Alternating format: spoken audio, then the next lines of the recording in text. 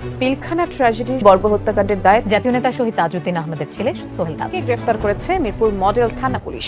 এই মুহূর্তে নাহিদ ইসলাম পদত্যাগ করেছেন। নাহিদ ইসলামের পদত্যাগের বিষয়টা এখন পরিষ্কার হলো।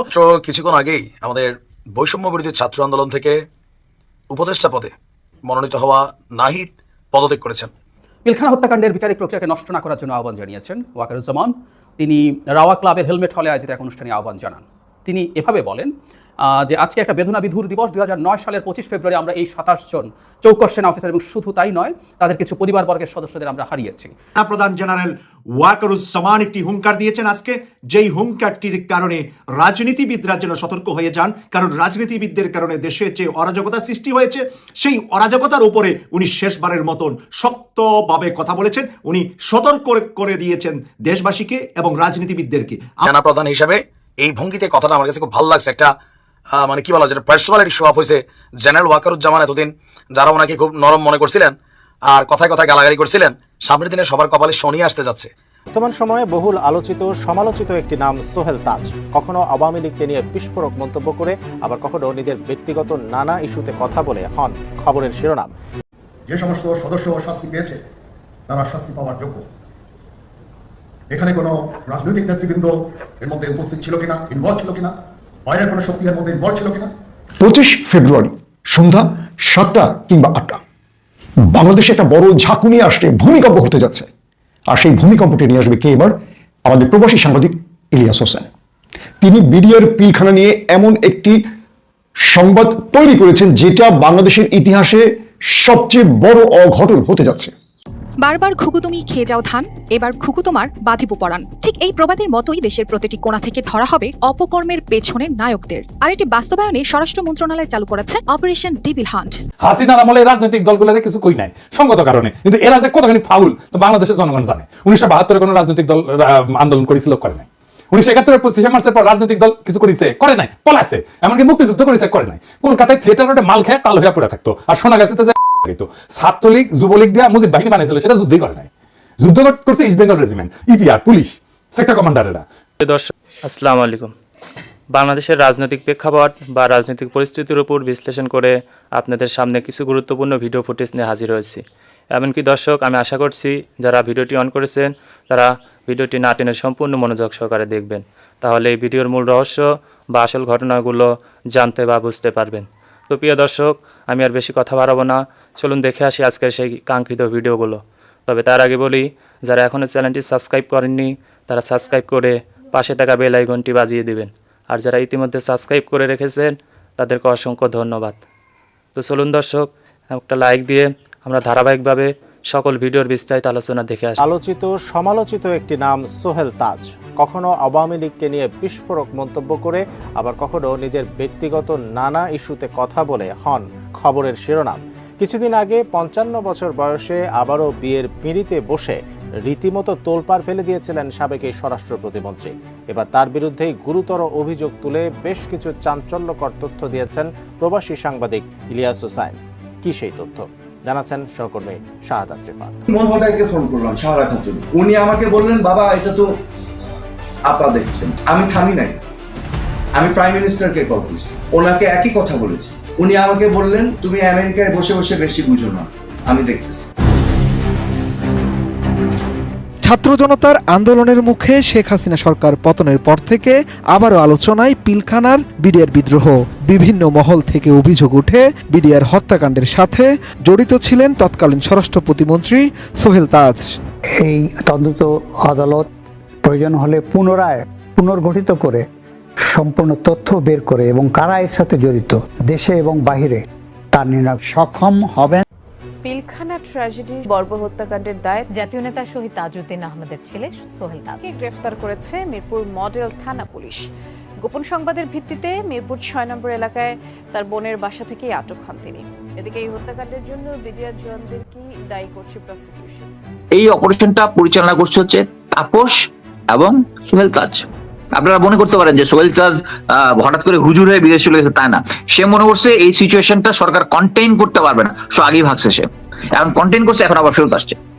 এদেরকে কিলারদেরকে দেশের বাইরে বিডিআর হত্যাকাণ্ড 25 ফেব্রুয়ারি, সেই দিনটা আজকে বাংলাদেশের ইতিহাসে খুব ভয়ঙ্কর একটা দিন।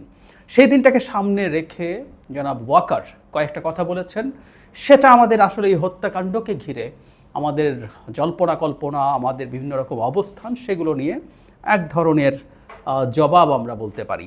তিনি যা যা বলেছেন আমি একটু পড়ি। পিলখানা হত্যাকাণ্ডের বিচারিক প্রক্রিয়াকে নষ্ট না করার জন্য আহ্বান জানিয়েছেন ওয়াকারুজ্জামান। তিনি রাওয়া ক্লাবের হেলমেট হলে আয়োজিত এক অনুষ্ঠানে আহ্বান জানান। তিনি এভাবে বলেন যে আজকে একটা বেদনা বিধুর দিবস। 2009 সালের 25 ফেব্রুয়ারি আমরা এই 27 জন চৌকস সেনা অফিসার এবং শুধু তাই নয়, তাদের কিছু পরিবারবর্গের সদস্যদের আমরা হারিয়েছি। এখানে আমার আসার সময় এই ছবিগুলো আমি দেখছিলাম, এই ছবিগুলো আপনারা অনেক ছবিতে দেখেছেন, কিন্তু এগুলো আমার চাক্ষুষ দেখা, আমি একটা চাক্ষুষ সাক্ষী এই সমস্ত বর্বরতার। সেনাপ্রধান বলেন, একটা জিনিস আমরা সবসময় মনে রাখতে হবে, বর্বরতা কোনো সেনা সদস্য করেনি, সম্পূর্ণটাই তদানীন্তন বিডিআর সদস্য দ্বারা সংঘটিত।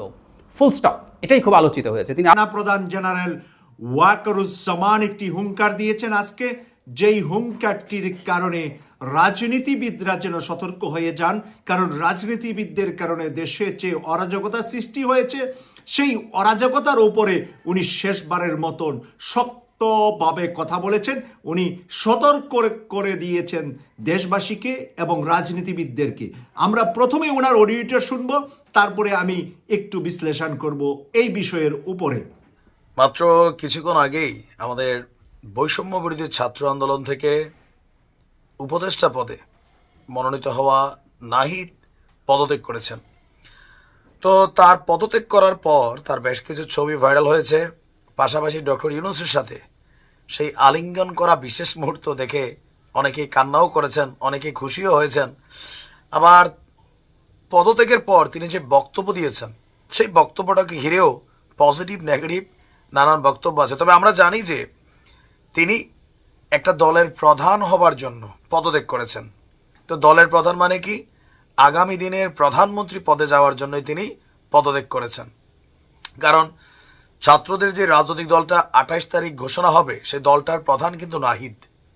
প্রেসিডেন্সিয়াল ফর্ম হোক অথবা প্রধানমন্ত্রী ফর্ম হোক, নাহিদই হতে যাচ্ছেন পরবর্তী, যদি কপালে থাকে, কার কপালে কি আছে। যাই হোক, পদত্যাগ করার পর নাহিদ বলছেন, আমি মনে করছি সরকারে থাকার চেয়ে রাজপথে থাকা বেশি প্রয়োজন। শব্দে একটু ভুল আছে, রাজপথ না, রাজনৈতিক দলে থাকা বেশি প্রয়োজন। কারণ ছাত্ররা রাজনৈতিক দল করতে যাচ্ছে, সেই দলের প্রধান হতে যাচ্ছে নাহিদ। গণমাধ্যমে আমরা আগেই বলছি 24 থেকে 25 তারিখ নাহিদ পদত্যাগ করবে। পরশুদিনও নাহিদ বলছে এগুলো ভুয়া খবর, বাট আজকে ওইটাই করছে। তো এই কারণে মনে হয় যে এদের এই কথাবার্তাগুলোর মধ্যে একটু পরিচ্ছন্নতা দরকার। আমার 2 দিন আগের ভিডিওটা রেকর্ডেড দেখে নিয়েন, তখনই বলছি যে নাহিদ 24 থেকে 25 তারিখ পদত্যাগ করবে। বাট 23 তারিখও সে বলছে বিভ্রান্তমূলক খবর যেন না ছড়ায়।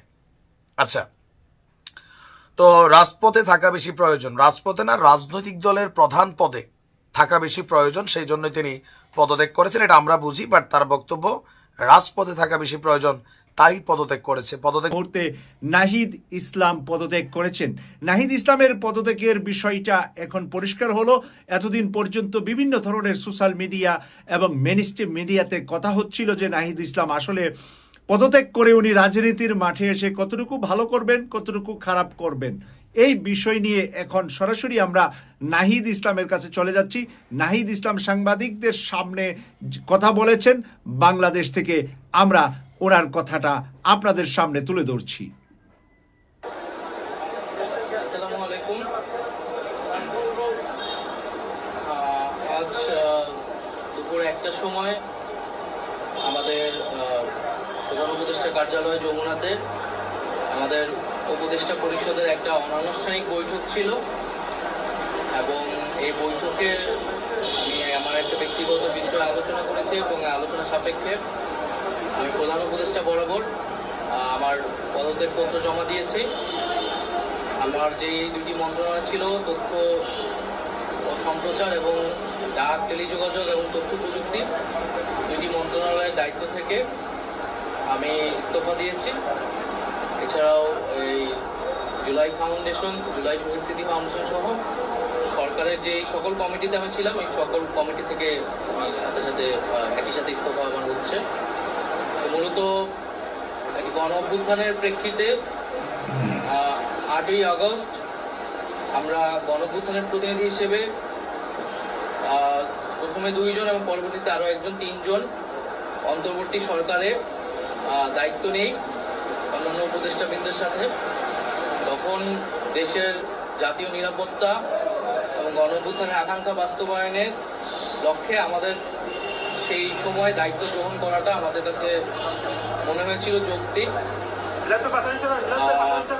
গত 6.5 মাসের প্রেক্ষিতে সরকার কাজ করছে, হয়তো আমরা আশানুরূপ ফলাফল এখনো পাইনি, কিন্তু আমার কাছে মনে হয়েছে যে সরকারের একটা স্ট্যাবিলিটিতে সরকার এসেছে এবং ব্যক্তিগতভাবে সরকারের বাইরে যে দেশের বর্তমান যে পরিস্থিতি, সেই পরিস্থিতিতে একটি রাজনৈতিক শক্তির উত্থানের জন্য আমার রাজপথে থাকা প্রয়োজন, ছাত্র জনতার কাতারে থাকা প্রয়োজন এবং আমরা যে গণতান্ত্রিক পরিবর্তনের আকাঙ্ক্ষা করি সেই আকাঙ্ক্ষার জন্য এবং আমার যে গণ অভ্যুত্থানে যে ছাত্র জনতা অংশগ্রহণ করেছে সেই শক্তিকে সংহত করতে আমি মনে করেছি যে আমার সরকারের থেকে আমার সরকারের বাইরে রাজপথে আমার ভূমিকা বেশি হবে এবং আমার বাইরে যারা আমাদের সহযোদ্ধা রয়েছেন তারাও এটি চান এবং সেই প্রেক্ষিতে আমি মূলত আজকে পদত্যাগপত্র জমা দিয়েছি। প্রিয় দর্শক, আমি আশা করছি ভিডিওটি সম্পূর্ণ মনোযোগ সহকারে দেখেছেন। সেই সাথে ভিডিও সম্পর্কিত কোনো তথ্য বা মতামত থাকলে কমেন্ট বক্সে জানিয়ে যাবেন। আজকের মতন এখানে শেষ করছি। ফিরে আসছি আগামী দিনে অন্য কোনো টপিকস নিয়ে। সে পর্যন্ত ভালো থাকবেন। আল্লাহ হাফেজ।